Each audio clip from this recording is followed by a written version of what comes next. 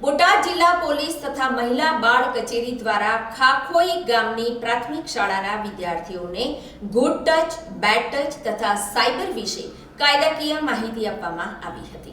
ખાખોઈ ગામની પ્રાથમિક શાળાના આચાર્ય શ્રી કિરણભાઈ નાગડુકિયા તેમજ સીઆરસી કોઓર્ડિનેટર જતીનભાઈ સોલંકી સાથે સંકલન કરી કાર્યક્રમનું આયોજન કરવામાં આવ્યું હતું, જેમાં પીબીએસસી કાઉન્સિલર રીનાબેન વ્યાસ દ્વારા વિદ્યાર્થીઓને ગુડ ટચ તથા બેડ ટચ અને બાળકોની હેલ્પલાઇન 1098 વિશે માર્ગદર્શન આપવામાં આવ્યું હતું. તો મહિલા પોલીસની શી ટીમમાંથી સુરપાલસિંહ ગોહિલે તેમજ રામદાસભાઈ દ્વારા બાળકોને વીઆર સેટના માધ્યમથી પોલીસની કામગીરી સમજાવવામાં આવી હતી. શું છે અને આજે તમે શેનો પ્રોગ્રામ કર્યો હતો અને બાળકોને શેના વિશે માહિતી આપી છે તેના વિશે વાત કરશો?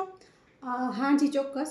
મારું નામ રીના વ્યાસ છે. Botad police station page support centre ખાતે ડિસ્ટ્રિક્ટ કાઉન્સિલર તરીકેની ફરજ બજાવું છું.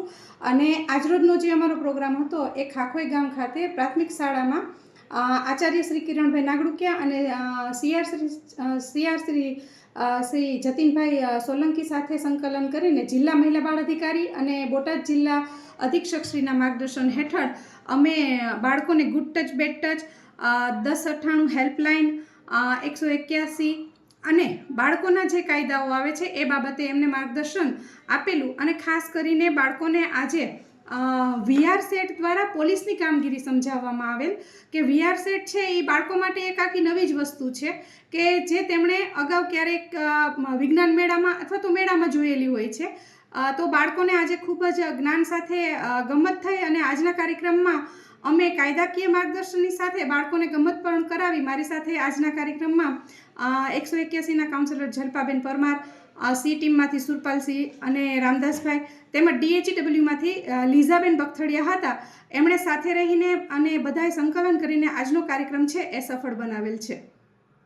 તો 181 મહિલા અભિયમ વિશે કાઉન્સિલર જલ્પાબેન પરમારે જાણકારી આપી હતી.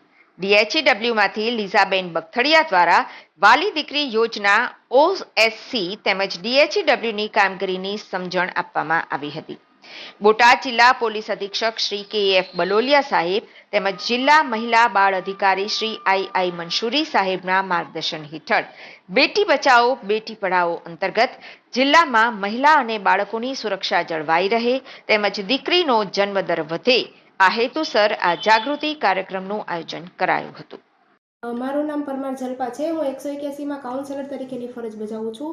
આજ રોજ અમારે બેટી બચાવો બેટી પઢાઓ અંતર્ગત ખાખોઈ ગામે પ્રાથમિક શાળામાં કાર્યક્રમનું આયોજન કરેલ હતું. જે કાર્યક્રમમાં બોટાદ મહિલા પોલીસ સ્ટેશનમાંથી સી ટીમમાં સુરપાલભાઈ હાજર હતા, પીબીએસસી સેન્ટરમાંથી રીનાબેન, 181માંથી પરમાર જલ્પાબેન અને DHEWમાંથી લીઝાબેન હાજર રહ્યા હતા. અને શાળાના આચાર્ય શ્રી તેમજ શાળાના શિક્ષકગણો પણ હાજર હતા.